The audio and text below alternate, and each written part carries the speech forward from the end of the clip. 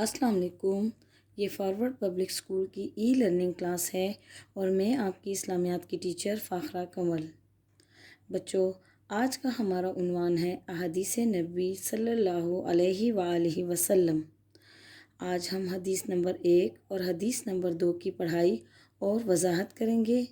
بچوں، یہ دونوں احادیث آپ کی کتاب کے صفحہ نمبر 27 پر موجود ہیں۔ بچوں، حدیث نمبر 1 کا آغاز کرنے سے پہلے میں آپ کو بتانا چاہتی ہوں کہ حدیث کسے کہتے ہیں۔ بچوں، حدیث نبی کریم صلی اللہ علیہ وآلہ وسلم کے فرمان کو کہتے ہیں۔ فرمان بچے بات کو کہتے ہیں، یعنی ان کی کہی ہوئی بات، یعنی وہ کام اور وہ بات جس کا تعلق آپ صلی اللہ علیہ وآلہ وسلم سے ہو۔ بچوں، حدیث نمبر 1 میں حضور صلی اللہ علیہ وآلہ وسلم نے فرمایا، افضل الاعمال لا الہ الا اللہ۔ بچوں، اس کا ترجمہ ہے سب سے فضیلت والا عمل لا الہ الا اللہ۔ بچوں، لا کا مطلب اس میں ہے نہیں، الہ کا مطلب ہے معبود، الا اللہ کا مطلب ہے سوائے اللہ کے۔ بچوں، اس کا ترجمہ ہے کہ نہیں ہے کوئی معبود سوائے اللہ کے، اور معبود کا مطلب ہے عبادت کے لائق ہونا۔ حضور صلی اللہ علیہ وآلہ وسلم نے فرمایا، سب سے فضیلت والا عمل لا الہ الا اللہ، وافضل الدعاء، اور بہترین دعا کون سی ہے؟ الاستغفار، یعنی بہترین دعا استغفار ہے۔ بچوں، نبی کریم صلی اللہ علیہ وسلم کی اس حدیث مبارک کے 2 حصے ہیں۔ بچوں، یہ پہلے حصے میں افضل اعمال کا بتایا ہے اور دوسرے حصے میں کس چیز کا ذکر ہے؟ افضل دعا کا۔ بچوں، پہلے حصے میں اللہ تعالیٰ کی توحید کے اقرار، توحید کہتے ہیں بچوں اللہ تعالیٰ کو ایک ماننا، اس کی ذات میں اور اس کی صفات میں۔ بچوں، اللہ تعالیٰ کی توحید کے اقرار کو سب سے فضیلت والا عمل قرار دیا گیا ہے، جبکہ دوسرے حصے میں استغفار، یعنی اللہ تعالیٰ کے حضور اپنی غلطیوں اور گناہوں کی معافی طلب کرنے کو سب سے فضیلت والی دعا قرار دیا گیا ہے۔ بچوں، حدیث کے پہلے حصے میں ارشاد ہے، افضل الاعمال لا الہ الا اللہ، یعنی اللہ تعالیٰ کے سوا کسی دوسرے کو الہ نہ ماننے کا اقرار اور اپنے عمل سے اس عقیدے کا اظہار سب سے فضیلت اور عظمت والا عمل ہے۔ یعنی بیٹا، ہم نے صرف زبان سے اس چیز کا اقرار نہیں کرنا کہ اللہ تعالیٰ جو ہے وہ اللہ تعالیٰ جو ہے وہ عبادت کے لائق ہے، یعنی معبود وہی عبادت کے لائق ہے۔ صرف ہم نے زبان سے اقرار نہیں کرنا، بلکہ اپنے عمل سے بھی یہ ظاہر کرنا ہے۔ اور عمل سے ہم کس طرح کریں گے؟ ہم اللہ تعالیٰ کی عبادت کریں گے، اور عبادت ہم نماز کی صورت میں کرتے ہیں۔ تو ہمیں ہر عمل سے یہ ثابت کرنا ہے اور یہ اظہار کرنا ہے کہ اللہ تعالیٰ ہی معبود ہے۔ بچوں، اگلی لائن دیکھیں، لا الہ الا اللہ میں الہ سے مراد ایسی ذات ہے جس کی عبادت کی جائے، یعنی الہ سے مراد وہ ہے کہ جس کی عبادت کی جائے، جس سے بے پناہ محبت اور عقیدت ہو۔ بچوں، وہ اللہ تعالیٰ ہی کی ذات ہے جس نے ہمیں پیدا کیا، ہمیں عقل اور بصیرت عطا کی۔ عقل کہتے ہیں بیٹے سمجھ کو، اور بصیرت کہتے ہیں دیکھنے کی طاقت کو، یعنی اللہ تعالیٰ نے ہمیں عقل عطا فرمائی تاکہ ہم اچھے اور برے میں تمیز کر سکیں، اور بصیرت سننے اور دیکھنے کی جو قوت اللہ تعالیٰ نے ہمیں عطا فرمائی ہے، اس کے ذریعے ہم اچھے اور برے میں تمیز کر سکیں کہ ہمیں نہ اللہ تعالیٰ نے بچوں ہمیں نہ صرف زندگی دی بلکہ زندگی کی تمام نعمتیں عطا کیں۔ ہمیں چاہیے کہ اپنے قول اور فعل، قول کہتے ہیں بچوں بات کو، اور فعل کہتے ہیں کام کو، یعنی ہمیں اپنی زبان سے اور اپنے ہر عمل سے اسی ذات کو الہ مانیں، اسی کی عبادت کریں اور اسی سے سب سے زیادہ محبت کریں۔ بچوں، لا الہ الا اللہ کا مقام حدیث کی روشنی میں آپ کو بتانا چاہوں گی کہ بیٹے رسول اللہ صلی اللہ علیہ وآلہ وسلم نے فرمایا، موسیٰ علیہ السلام نے خدا سے عرض کیا، اے میرے پروردگار، تو مجھ کو کوئی ایسی چیز بتا دے کہ میں اس کے ذریعے تجھ کو یاد کیا کروں اور اس کے ذریعے تجھ سے دعا مانگا کروں۔ بچوں، تو اللہ تعالیٰ نے فرمایا، موسیٰ تو یہ کہا کر، لا الہ الا اللہ۔ موسیٰ نے عرض کیا، اے پروردگار، تیرا ہر بندہ یہی کہتا ہے، میں تو کوئی ایسی چیز چاہتا ہوں جو میرے لیے مخصوص ہو۔ بچوں، اللہ تعالیٰ نے فرمایا، اے موسیٰ، اگر 7 آسمانوں اور ان کی ساری آبادی سوائے میرے اور ساتوں زمینیں ایک پلڑے میں رکھی جائیں۔ پلڑا کہتے ہیں بچوں ترازو کا جو ایک طرف کا حصہ ہوتا ہے اس کو پلڑا کہتے ہیں۔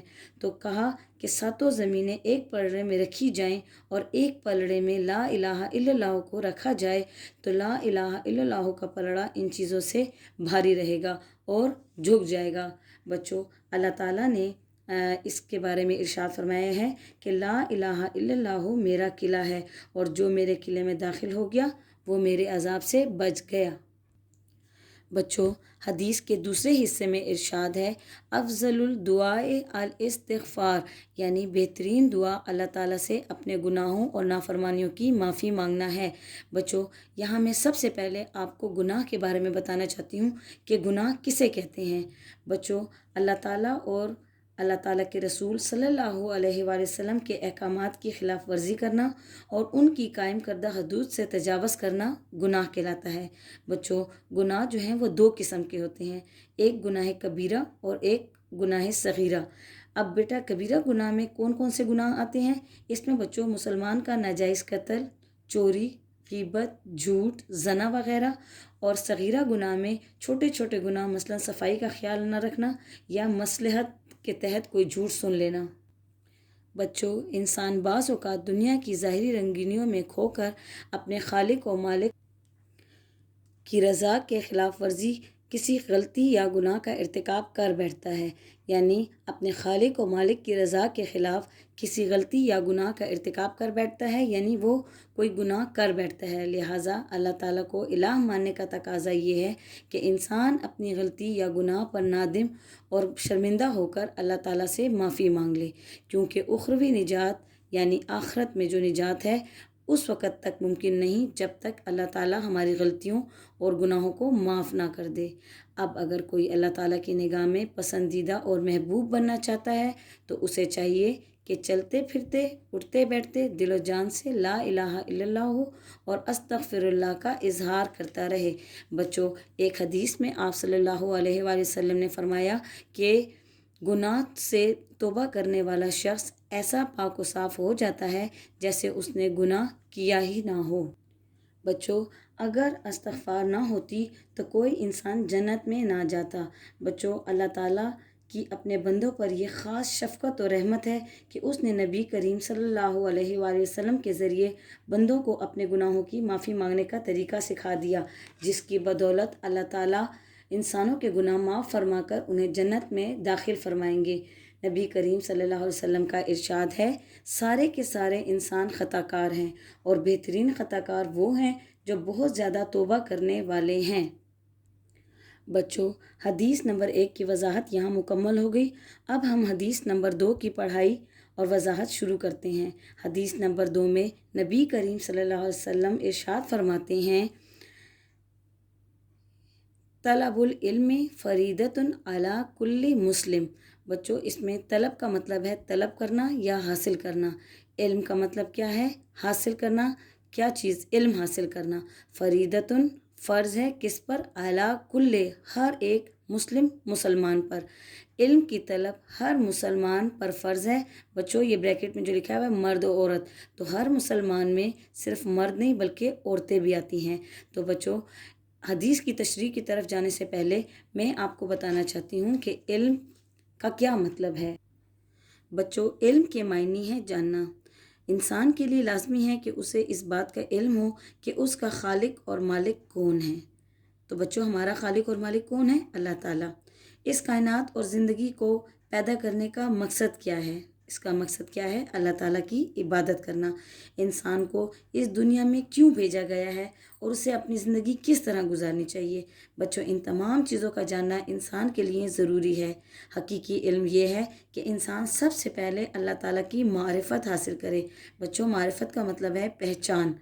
اس علم کو ہم دینی اور روحانی علم کہہ سکتے ہیں، اور اس کا حاصل کرنا ہر مسلمان کے لیے لازمی ہے تاکہ وہ اپنی زندگی خدا اور رسول صلی اللہ علیہ وآلہ وسلم کے بتائے ہوئے طریقوں کے مطابق گزار سکے۔ بچوں جس شخص کو یہ دینی یا روحانی علم حاصل نہ ہو وہ جاہل ہے اور خدا کے نزدیک اس کی کوئی قدر و منزلت نہیں ہے۔ بچوں اس دینی علم کے علاوہ کچھ اور علوم بھی ہیں، مثلا سائنس کا علم، ریاضی کا علم، मेडिकल का इल्म, इंजीनियरिंग का इल्म, जंग लड़ने का इल्म वगैरह। बच्चों, इन सब उलूम व फ़नून का सीखना भी मुसलमान के लिए लाजमी है। बच्चों, मुसलमानों को चाहिए कि वो पहले तो सही मानों में मुसलमान बने, अपने दीन और मज़हब का इल्म हासिल करें और फिर जदीद उलूम व फ़नून, साइंस और टेक्नोलॉजी में महारत हासिल करें। इसी सूरत में मुसलमान दुनिया में गलबा हासिल कर सकते हैं। बच्चों, अब हम इस हदीस की तशरीह की तरफ आते हैं। इसमें लिखा हुआ है कि ये इंसानी फितरत का बुनियादी तकाज़ा है, यानी तकाज़ा का मतलब है ज़रूरत है। इंसानी फितरत की बुनियादी ज़रूरत क्या है कि उसे अपनी ज़ात और कायनात के बारे में हर अच्छी और बुरी बात का इल्म हो। इसके बगैर ना तो इंसान दुनिया में तरक्की कर सकता है और ना अपने खालिक और मालिक का कुर्ब हासिल कर सकता है। कुर्ब का मतलब क्या है? करीब होना, नज़दीक होना। इंसान की इसी बुनियादी ज़रूरत के पेश नज़र नबी करीम सल्लल्लाहु अलैहि वसल्लम ने इल्म हासिल करना हर मुसलमान मर्द औरत पर लाजमी करार दिया है। बच्चों, हमारे मुल्क में लड़कों के मुकाबले में लड़कियों की तालीम का तनासब निस्फ है। लड़कियों के मदारिस की तादाद भी आधी है। नबी करीम सल्लल्लाहु अलैहि वसल्लम के इरशाद गरामी पर, इरशाद गरामी किसे कहते हैं? यानी आप सल्लल्लाहु अलैहि वसल्लम ने जो फरमाया है उस पर अमल के लिए ज़रूरी है कि हम लड़कियों की तालीम और तरबियत पर भी पूरी तवज्जो दें ताकि कोई बच्ची अनपढ़ और जाहिल ना रहे। बच्चों, इंसान उस वक़्त तक अपने मकाम और अल्लाह ताला की तरफ से आयत करदा फ़राइज़ को जान नहीं सकता। आयत का मतलब है जो उसके ज़िम्मे लगाए गए हैं फ़राइज़, जब तक वो इल्म की जुस्तजू की राह पर गामज़न ना हो। जुस्तजू कहते हैं तलाश को और गामज़न कहते हैं चलने को, यानी जब तक वो इल्म की राह पर चलता नहीं है तो तब तक वो अपने फ़राइज़ को नहीं जान सकता। दूसरी बात यह है कि क़यामत के दिन अल्लाह ताला की अदालत में अपने फ़राइज़ और ज़िम्मेदारियों के मुतालिक जवाबदेही करनी है, यानी हमने क़यामत के दिन अल्लाह ताला के सामने पेश होना है और अपने हकूक़ व फ़राइज़ की जवाबदेही करनी है, यानी अल्लाह ताला को जवाब देना है।